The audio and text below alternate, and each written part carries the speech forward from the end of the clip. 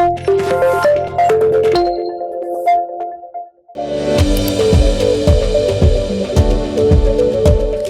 I am Dr. Balraj Naidu, robotic joint replacement surgeon at Onus Robotic Hospitals, Hyderabad. Today we will discuss one of the most important topic. It is heel pain. చాలా మంది patients bed నుంచి కిందికి దిగగానే కాళ్ళు కింద పెట్టడానికి చాలా ఇబ్బంది పడుతుంటారు.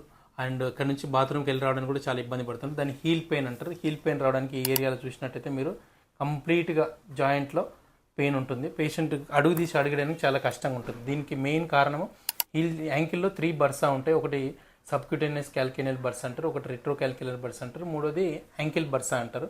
ఈ 3 బర్సాలు ఏంటంటే మనకు అప్ టు సర్టెన్ వరకు లోడ్ తీసుకుంటాయి. అంటే అప్ టు మేల్స్ అయితే అరౌండ్ 178 సెంటీమీటర్స్ ఐడియల్ వెయిట్ అయితే -100 అంటే 78 కేజీస్ వరకు ఉండాలి. ఫీమేల్స్ అరౌండ్ 58 to 62 ఉండాలి. అంటే హైట్ ప్రకారంగా మేము వెయిట్ డిసైడ్ చేస్తాం. అంటే 178 సెంటీమీటర్స్ హైట్ ఉన్నట్టయితే -100 అంటే 78 కేజీస్ మాత్రమే ఉండాలి.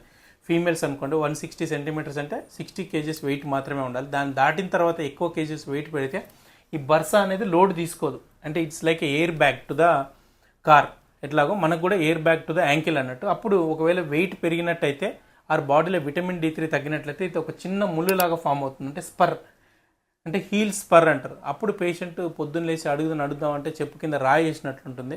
సో ఇవన్నిటిని అవాయిడ్ చేయాలంటే రెగ్యులర్గా ఎక్సర్సైజ్ చేసి ఈ మజిల్ని స్ట్రెంథెన్ చేసుకోవాలి. వెనకాల వచ్చే అచిలిస్ టెండన్, గ్యాస్ట్రోనిమస్ మజిల్స్ అంటారు, అవి స్ట్రెంథెన్ చేసుకోవాలి. అండ్ హీల్ ఫుట్వేర్ వాడాలి. అంటే కంపల్సరీగా 24 mm ఉన్న హీల్ వాడాలి, చాలా మెత్తగా ఉండాలి.